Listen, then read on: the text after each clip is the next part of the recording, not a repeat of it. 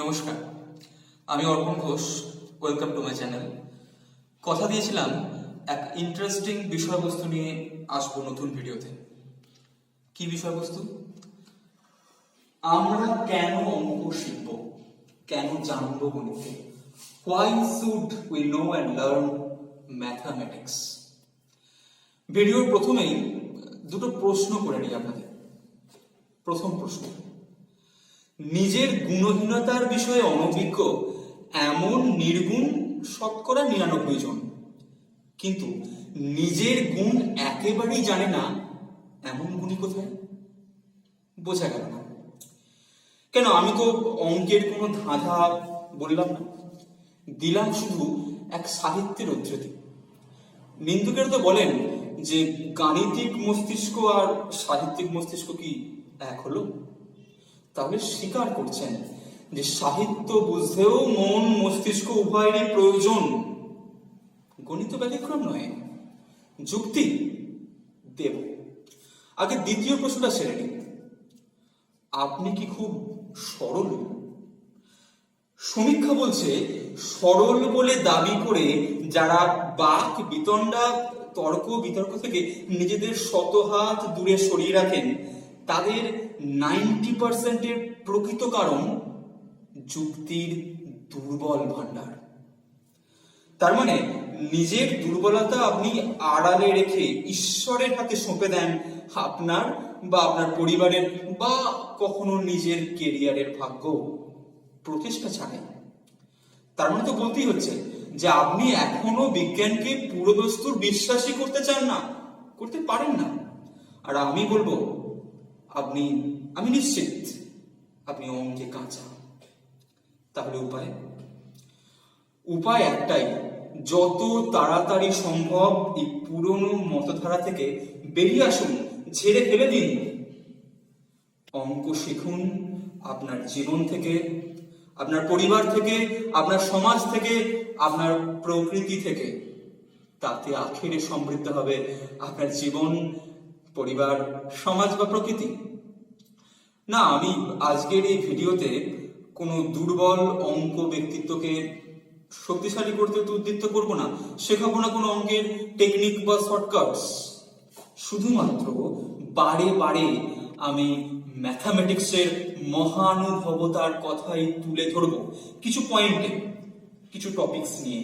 তার বেশ কিছু আপনাদের জানা, তাই জানা আর অজানাকে আমি মিলিয়ে মিশিয়ে দেবো আমার মতো করে, কিন্তু আপনাদের জন্য। চলে আসি প্রথম point 1, math is good for your brain.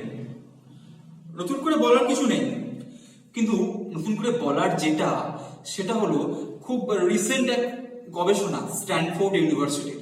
সেই গবেষণা বলছে শিশু থেকে কিশোর, কিশোর থেকে তরুণ যারা অঙ্কে দক্ষ, নিজের পক্ষে গণিত চর্চাটুকু করেন, তাদের মস্তিষ্কে গ্রে ম্যাটার তুলনামূলক অনেকটা বেশি, যার আসল কাজটা কি না, যা আপনাকে বিভিন্ন কগনিটিভ টাস্ক, যেমন সৃজনমূলক বা জ্ঞানমূলক কর্ম involving visual attention, decision making বা অ্যাটেনশনাল প্রসেসে প্রভূত সাহায্য করবে।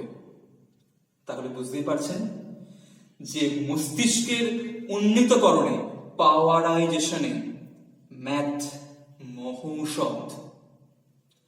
Point 2, math is the matter of pride and love. অঙ্ক হলো গর্ব আর ভালোবাসার একটা বিষয়বস্তু। এটাও আপনাদের অজানা নয়। আচ্ছা, অনেকেই ভাবছেন কই ছোটবেলা তেমন তো অঙ্ক শিখিনি, বা অঙ্কে দক্ষ ছিলাম না, বা অঙ্ক ভালোবাসতাম না, জানি না, অনেক কিছুই জানি না। কিন্তু কিছু তো জানেন। আমি বলবো আপনি ভুল বলছেন, আপনি অনেক কিছুই জানেন। আপনি 2-এর নামটা জানেন তো? জানেন। কেউ কেউ সরল জানেন তো? সরল করতে লাভ ক্ষতির অঙ্ক, পিতা পুত্রের অঙ্ক, দ্বিঘাত সমীকরণের সমাধান, ক্যালকুলাস জানেন তো? শিখেছেন নিশ্চয়ই। আচ্ছা, বুকে হাত রেখে বলুন তো, আপনার সামনে যখন আপনার সন্তান সন্ততি বা ছেলে মেয়ে বলুন বা ভাই বোন বন্ধু বান্ধব যেই অঙ্ক করতে বসে কখনো তাকে বলেননি, আরে তোর মতো বয়সে 17 নাম্বারটা আমার টোটসে ছিল? বলেছেন তো? পিতা পুত্রের অঙ্কটা পরীক্ষার আগে 5বার প্র্যাকটিস করেছি আর পরীক্ষা ঠিক সেটাই এসছে? বলেছেন তো? ইন্টিগ্রেশনে অঙ্ক করতে তো স্যার আমার হেল্প নিত? বলেছেন তো? তার মানে স্বীকার করছেন যে এই বিষয় নিয়ে আপনার মনে একটা বিশেষ গর্বের জায়গা রয়েছে। ভালোবাসার কথা বলছেন, সেটাও আছে, কেন থাকবে না? ছোটবেলা সে আপনি যে ক্লাস পর্যন্ত অঙ্ক করুক না কেন, ক্লাস 9-10 হোক, 11-12 হোক, বা আরো কম বয়স পর্যন্ত হোক, একটা কঠিন অঙ্ক টিচারের দেওয়া মেলাতে পারলে আপনার ভালো লাগা অনুভূত হতো না? ওটাই তো ভালো লাগা। আর না মেলাতে পারলে কাচুমাচু মুখ করে খেতে যাওয়ার না যাওয়ার বাহানা বাহানা করতেন তো? করেছেন? একটু মনে করে দেখুন। তাহলে আবারও স্বীকার করুন যে গর্ব এবং ভালোবাসা এই দুটোই আপনার হৃদয়ে ছোটবেলা থেকে এখন পর্যন্ত সবসময় রয়ে গেছে। থাকুক না, ভালোই তো।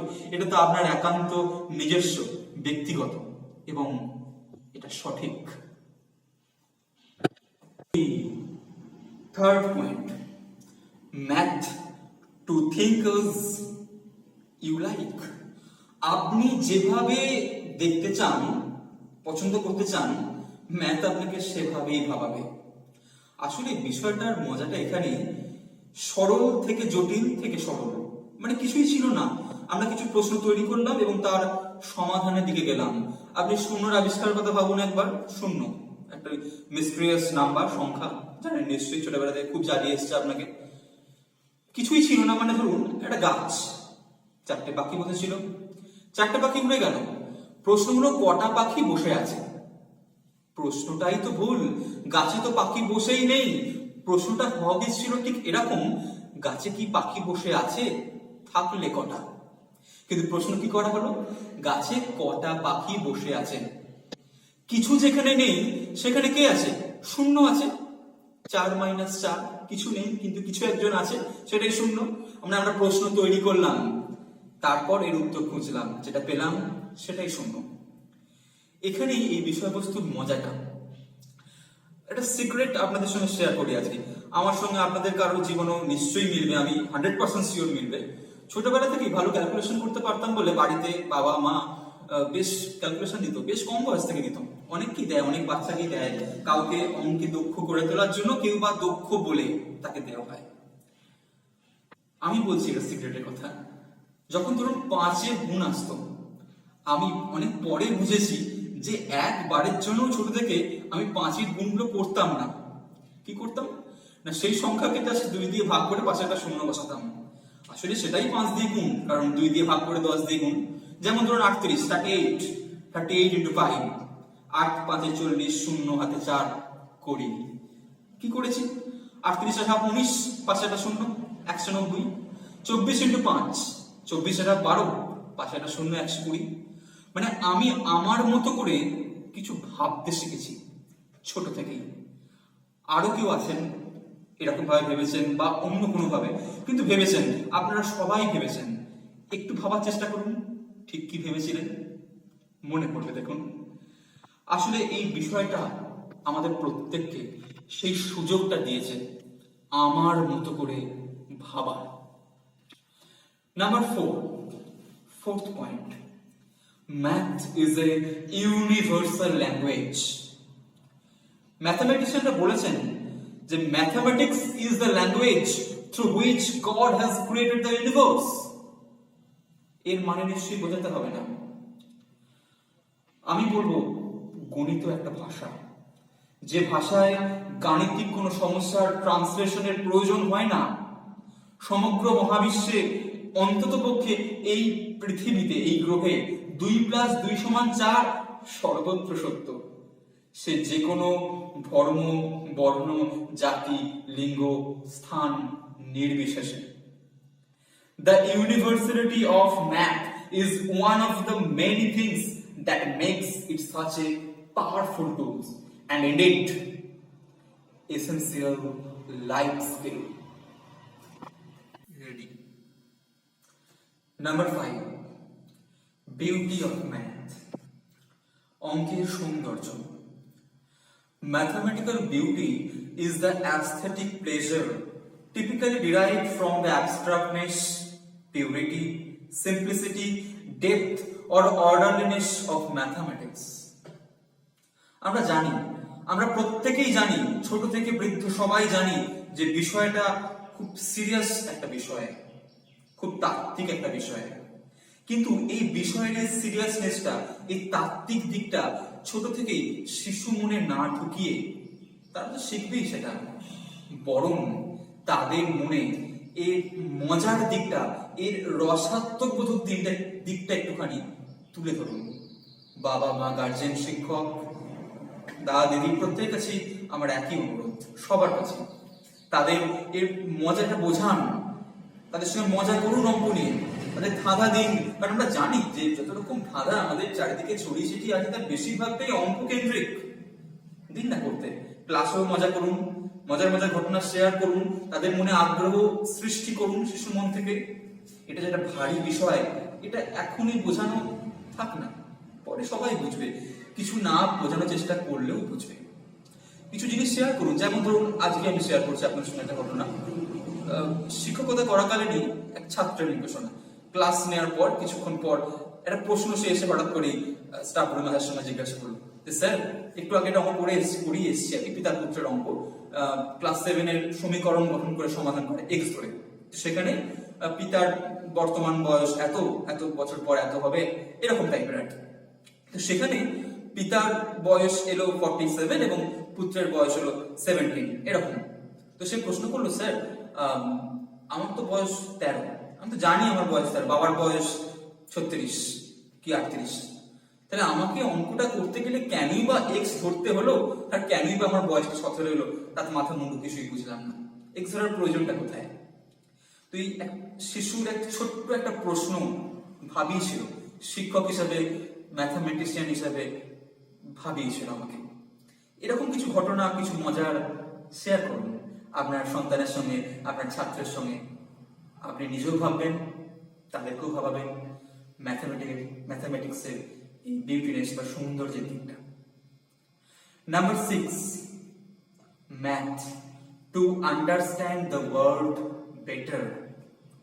এই মহাবিশ্বের, বিশেষ করে আধুনিক যুগে আমার বলার অপেক্ষা রাখে না যে আমরা অনেক আগে থেকেই গাণিতিক সূত্রে, যেহেতু পুরো পৃথিবী বাঁধা, তাই অনেক আগে থেকেই আমরা সূত্রের সাহায্যে কি ঘটবে না ঘটবে এই মহাবিশ্বে, এই পৃথিবীতে, এই সৌরজগতে, তারা অনেক কিছুই জানতে পেরে যায় এবং প্রায় বেশিরভাগ ক্ষেত্রে নির্ভুল জিনিসটাই জানি। কেরিয়ার নির্বাচনের ক্ষেত্রে তাই, সবকিছু ক্ষেত্রে চলে এটা, অল টাইম আমাদের জীবনে, দৈনন্দিন জীবনে সব সময় চলছে। কিন্তু আমি সেদিকটা যাব না, আমি আরেকটু বৃহত্তর দিকে যাই। দুটো শব্দ নিয়ে আলোচনা করব। নাম্বার 1, গোল্ডেন রেশিও, সোনালী অনুপাত বা স্বর্গীয় অনুপাত। একটা সংখ্যা, একটা অনুপাত, জাস্ট আর কিছু না।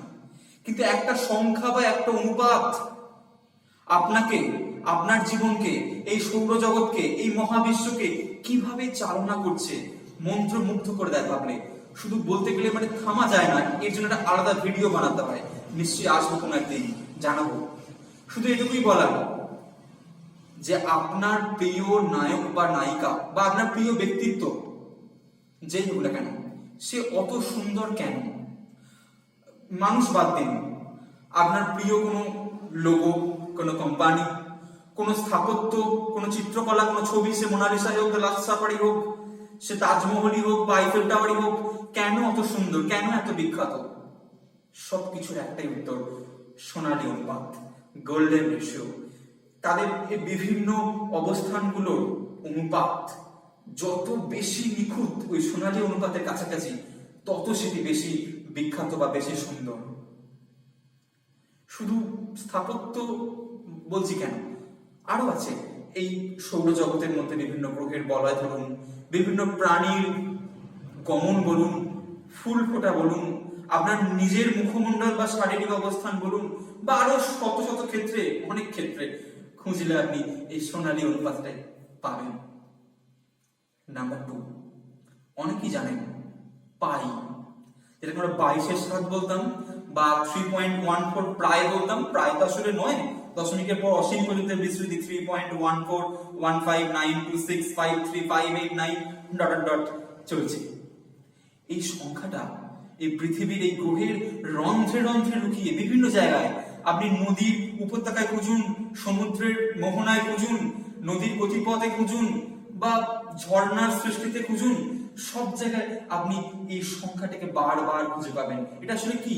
আসলে একটা যে কোনো বৃত্তের পরিধি আর তার ব্যাসের একটা অনুপাত, 2πr/2r কেটে গিয়ে পাই। কত রহস্যময়, তাই না?